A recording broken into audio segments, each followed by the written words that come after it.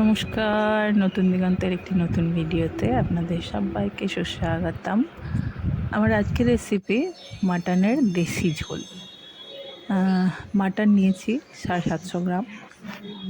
এর মধ্যে আমি গুঁড়ো মশলাগুলো দেব ম্যারিনেট করার জন্য। জিরে গুঁড়ো, ধনে গুঁড়ো, মিট মশলা, লঙ্কা গুঁড়ো, কাশ্মীরি লঙ্কার গুঁড়ো, গোলমরিচের গুঁড়ো, হলুদ। আর লবণটা আমি এখানে রাখিনি, লবণটা আমি অ্যাপ্লাই করে সর্ষের তেল দেবো। সর্ষের তেল দিয়ে আমার ম্যারিনেশনটাকে আমি খুব ভালো করে করব। চিকেন বা মাটনের ক্ষেত্রে আর 1 চামচ দই আমি এখানে দিয়ে দিলাম।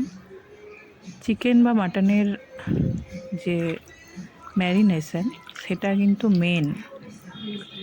তাতে কি হয়, ভেতরে মশলাগুলো যায়, আর দই দিলে ম্যারিনেশনটা প্রচণ্ড ভালো হয়।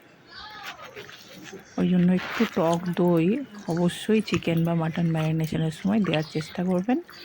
এতে গ্রেভি তো সুন্দর হয়ই, আর ম্যারিনেশনটা খুব ভালো হয়। আমি খুব ভালো করে যাতে ম্যারিনেশনটা হয় তাই জন্য খুব ভালো করে মেখে নিচ্ছি মাটনটাকে সব মশলার সাথে। যত রকমের গুঁড়ো মশলা আমি দেব সব আমি এখানে মাটনেই সব ম্যারিনেশনে দিয়ে দিয়েছি। তেল গরম হয়ে গেছে, আমি আলুগুলোকে একটু ভেজে নেব। বাঙালি বাড়িতে মাটনের ঝোল আর আলু থাকবে না এটা তো কখনো হয় না, ওই জন্য আলুটা তো পড়বেই। আলুটা আমি ভেজে নিচ্ছি, আলুটা ভেজে তুলে নেব।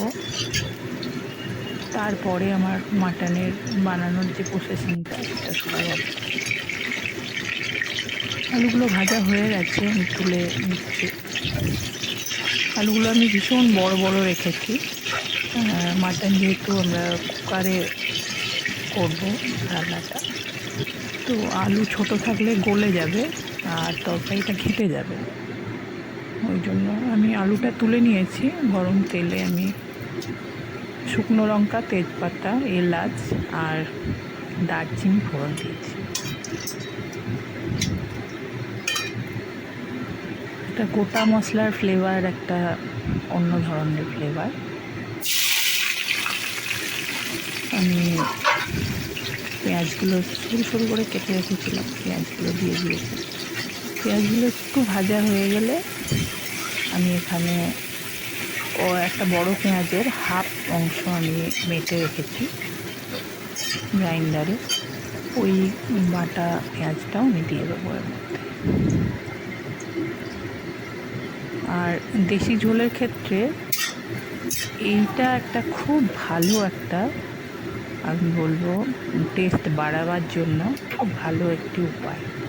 পেঁয়াজটা যখন ভাজবো তখন একটা গোটা রসুনকে খুব ভালো করে ধুয়ে, আর সামনের দিকে যে রসুনের শেকড়গুলো থাকে ওগুলো ভালো করে কেটে নিয়ে আর এই পেঁয়াজটার সাথে ভাজবো। খুব টেস্টটাকে ইনক্রিজ করে। পেঁয়াজ বাটাটা দিয়ে দিলাম। পেঁয়াজ বাটাটা দিয়ে বেশ খানিকক্ষণ কষাতে হবে, কেননা কাঁচা পেঁয়াজের গন্ধটা সবজিতে চলে এলে ভীষণ খারাপ ব্যাপারটা হয়। মানে খুব ভালো করে পেঁয়াজটা বেশ ব্রাউন করে ভাজতে হবে। পেঁয়াজের যে বাটাটা সেটা যতক্ষণ না রং পাল্টাবে ততক্ষণ কিন্তু পেঁয়াজটাকে ভাজতে হবে। পেঁয়াজটা প্রায় আমার ভাজা হয়ে গেছে। এবার আমি আদা রসুনের পেস্ট করে রেখেছিলাম, এই আদা রসুনের পেস্টটা আমি দিয়ে দিলাম।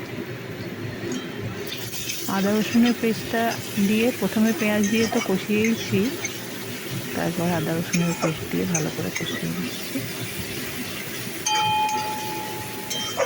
একটু জল দিয়ে দিয়ে বারবার একটু কষাতে হবে। আমি ম্যারিনেশনের সময় কাশ্মীরি লঙ্কার গুঁড়ো আর যেটা ঝাল লঙ্কার গুঁড়ো সবই দিয়েছি। তবু আমি এই ভাজা মশলাটা যখন আমি কষাচ্ছি তখন আমি একটু ওর মধ্যে লঙ্কার গুঁড়ো কাশ্মীরি লঙ্কার গুঁড়ো আর হলুদটা একসাথে দেব কালারের জন্য। মাটন তো একটা টেস্টি পদ, আর একটু কালারফুল দেখতে সুন্দর হলে ওর টেস্টটা আরোই বেড়ে যাবে। হলুদ আর লঙ্কার গুঁড়ো, একটা কাশ্মীরি মির্চ একসাথে দিয়ে আরও ভালো করে একবার কষিয়ে নেব। সঙ্গে সঙ্গে ইনস্ট্যান্টলি দেখা যায় যে কালারটা কত সুন্দর আসে। তেলের মধ্যে এই দুটো মিক্স করে দিলে খুব সুন্দর একটা কালার আসে। আর যে কোনো রান্না দেখতে সুন্দর হলে খুব ইচ্ছে করে জিনিসটা খেতে। তো সেই প্রথমে যে দেখতে সুন্দর হওয়াটা, সেইটা করার জন্য এই হলুদ আর লঙ্কার গুঁড়োটা একসঙ্গে দিতে হবে। মশলা কষা হয়ে গেছে প্রায়। এবার আমি মাটনটা দিয়ে দেবো। মাটনটা দিয়ে ভালো করে কষিয়ে নেব। আর মাটনের ঝোল তো হবেই, মাটন তো কষা হবে না কখনোই।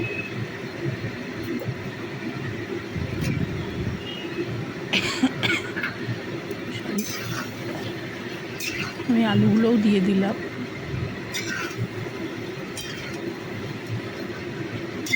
আলুগুলো দিয়ে কষানোর পরে আমি দই ফেটিয়ে রেখেছি। আর ঝোলের ক্ষেত্রে আমি গরম জল বসিয়েছি, গরম জল একটু একটু করে দেব।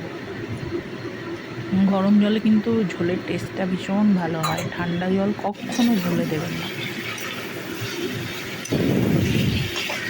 মাটনটা আমার কষা হয়ে গেছে। আমি ফেটানো দইটাও এবার দিয়ে দেবো। ফেটানো দইটা গ্রেভিটাও খুব ঘন হবে আর টেস্ট তো বাড়বেই। টক দইয়ের বদলে, টক দই অ্যাভেলেবেল না থাকলে অনেকে টমেটো পেস্ট করে দিতে পারেন। আমি ঘরে গরম মশলা বানিয়ে রেখেছি, সেই ঘরে বানানো গরম মশলা দিয়ে দিলাম। আর ওপর থেকে একটুখানি মিট মশলা হাফ চামচ মতো দিয়ে দিলাম। কষানোটা হয়ে গেছে। এবার আমি গরম জলটা একটু একটু করে দিয়ে মাটনটা আমি এবার কুকারে বসাবো। অনেকে কড়াইতেও বানান, কিন্তু আমার কুকারেই ভালো হয় ব্যাপারটা, আমার মনে হয়। ওই জন্য কুকারে মিডিয়াম ফ্লেমে আমি 2টো সিটি রাখবো। আর ওই ওভেনের মধ্যেই প্রেসারটা যতক্ষণ না কম হয় ততক্ষণ বসিয়ে রাখবো। খুব তাড়াতাড়ি প্রেসারটা বার করে খোলা চলবে না, তাহলে কিন্তু ভালো সেদ্ধ হবে না জিনিসটা। আবার ওভারকুকড হয়ে গেলেও মুশকিল। ওই জন্য মিডিয়াম ফ্লেমে 2টো সিটি দিয়ে বসিয়ে রাখতে হবে। আমার মাটনটা রেডি হয়ে গেছে। বাঙালি বাড়িতে সানডেতে এরকম অনেকের বাড়িতেই হয়, গরম গরম মাটনের ঝোল আর ভাত, আর কোনো কথা